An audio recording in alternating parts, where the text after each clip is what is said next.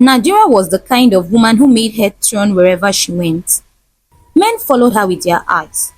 They sent her flowers, bought her gifts, and whispered promises of forever. But Nadiraa never chose easily. She tested every man she come across. One man took her to dinner. That night, she pretended to fall asleep with her makeup on.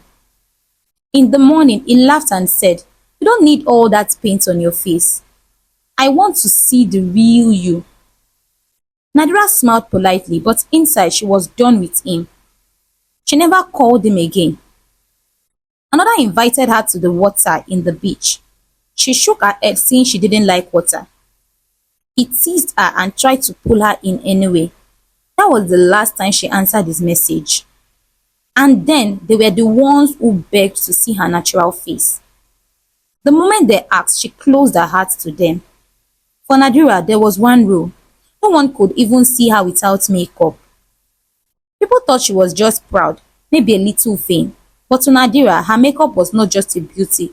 It was her shield. And so she remained the mystery every man wanted to solve, but none could ever touch. Nadiraa's makeup table was like a small shop. Powders, brushes, lipsticks, creams lined up neatly, shining under a lamp. Every morning, every night, she sat there painting her face with the same careful hands. She wore makeup to the market. She wore makeup when she slept. Even when she was sick in bed, she asked for a mirror and powder before anyone could see her. To Nadiraa, a face without makeup did not exist. It was not part of the world. Sometimes she would stare at herself in the mirrors for hours. Her smooth cheeks, her bright lips, her long lashes. She whispered to the reflection, "This is me.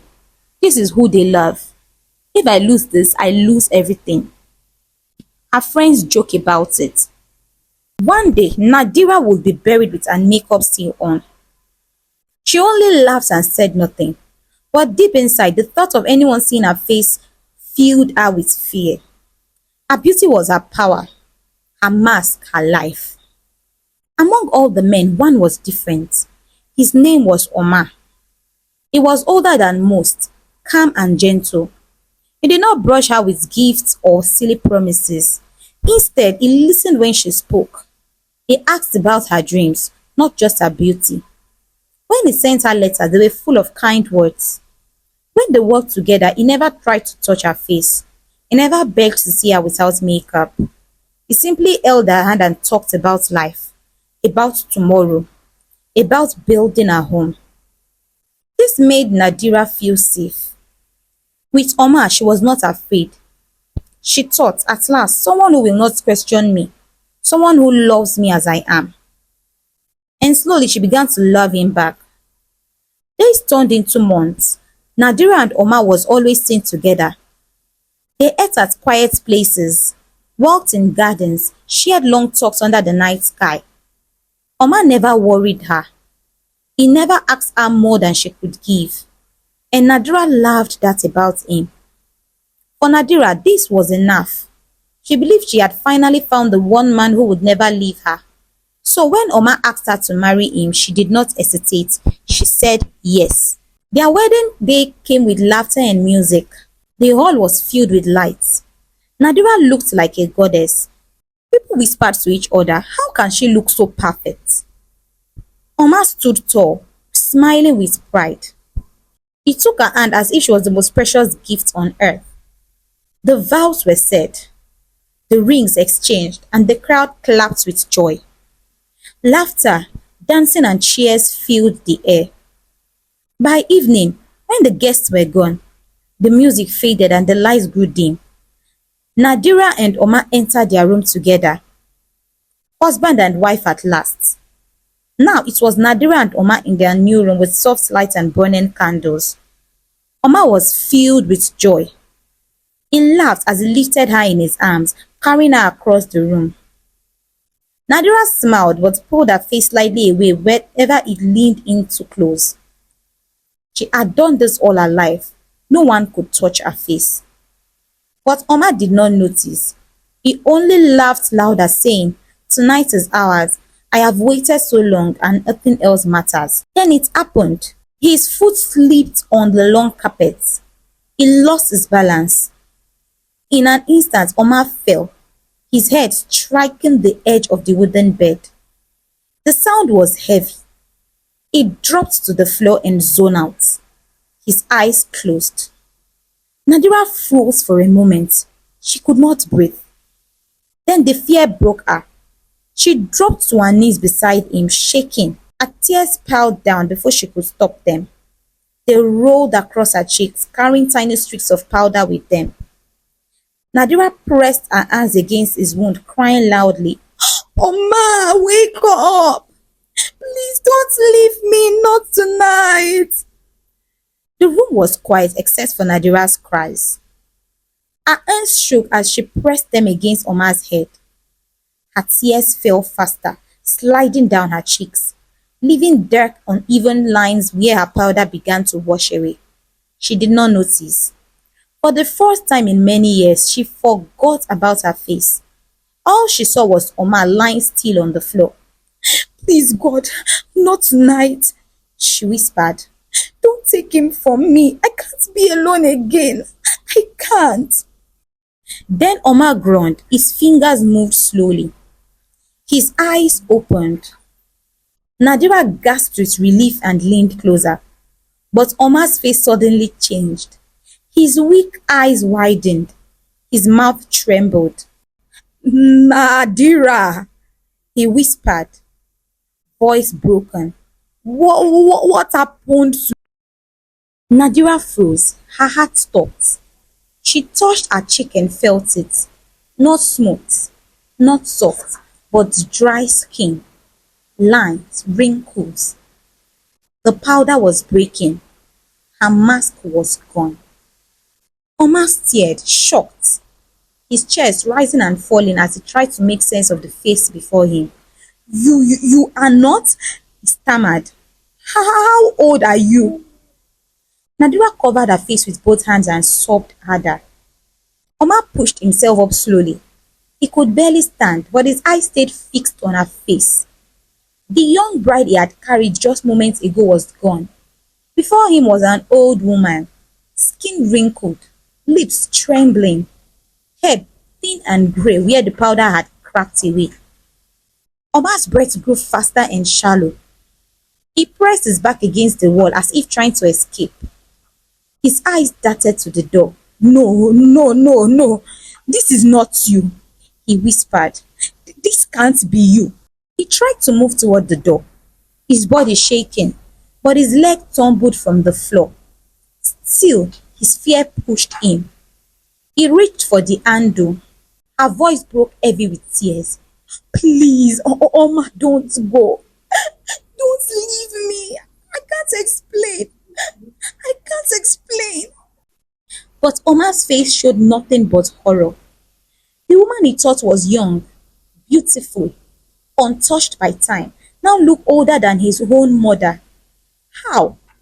How is this possible? He cried, his voice trembling. "What are you doing, Nadiraa?" She shook her head, still holding him tightly. "I am still me. I am Nadiraa. Please don't look at me like that." Her tears dripped onto the floor, and with each tear, more of her mask dissolved. Her true self was showing, the self she had hidden for decades. Omar's hand shook on the door handle. His chest rose and fell quickly. His eyes filled with fear. But that tears and trembling voice forced him to pause. He sat down back to the floor, touching his head, whispering, "This cannot be real. No, you were young. So young and beautiful." Nadiraa's hands trembled as she wiped her wet cheeks, though the action only revealed more of her true self. Deep lines, loose skins, the marks of a century lived. He took a deep breath, his voice heavy with pain. "It started when I was 35, she said softly. "I was engaged once. I thought I had found my love, but he left me for a younger woman. My heart broke, Omar. It shattered me. I could not hate, and I could not sleep. I thought I would die. Her voice cracked. One night, I wandered outside the city crying like a fool. That is when I met her, an old woman, a witch. She looked into my eyes and said she knew my pain. She offered me a powder that would keep my youth, so no man would ever leave me again. Omar's lip parted in shock. He could not speak. Nadiraa continued. I was foolish. I took it, and from that day, all the men I dated, they grew old. They died. I dated them to know how it feels to be loved. To watch those men die before me, and I enjoyed it. But when you came, I loved only you. The rule of the powder is never to cry for anyone, no matter what. All the men that I have been with has died, but me, I stayed the same until now. She leaned closer. The powder became my life. Without it, I am nothing. Without it, this is who I am.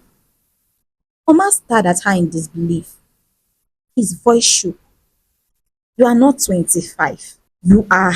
She nodded slowly, tears spilling again. I am 100 years. Silence filled the room. The candles flickered. Omar pressed his back against the wall, his face pale, his breath uneven. Nadiraa crawled closer, holding his hand tightly, her old finger trembling against his skin. Please, Omar, don't leave me. You are all I have now. I don't want to be alone again. Omar's body shook as he pulled his hand away from Nadira's grip. His eyes were wide, his face pale. No, Nadiraa, he whispered, his voice breaking. This is not the woman I married. You lied to me. You hid yourself from me. Nadiraa reached to him again, but Omar staggered back, pressing himself against the door, his eyes filled with sorrow and fear. I don't even know who you are. The words struck Nadiraa like a knife. Her chest rose and fell quickly as her sobs grew louder. And then something began to change. Her skin, already wrinkled, started to fold deeper. Her head thinned until her white strand fell to the floor. Her back bent more, her hands trembling as if carrying a weight. The powder, broken by her tears, was leaving her for good. Her youth, stolen for so many years, was gone. Omar watched in horror as his bride aged before his eyes.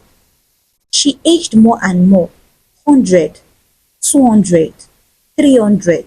Each second stole more of her strength, more of her life. No, Nadiraa whispered, her voice dry and weak. Not yet, please, not yet.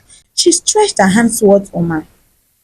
Omar stepped back again, his heart turned with fear and pity. The room grew cold. I only wanted to be loved. I only wanted to never be alone. At last, she became silent. Then she lay still. Omar stood frozen, staring at the lifeless, aged body of the woman who had once looked like a goddess. The wife he thought he knew was gone, or maybe she had never been there at all. And so, on their wedding night, what began as a dream ended in silence, tragedy, and shadows. The lesson learned from this story is not all that glitters is gold. Nadiraa's beauty hid a painful truth, and when the mask broke, so did everything she tried to protect.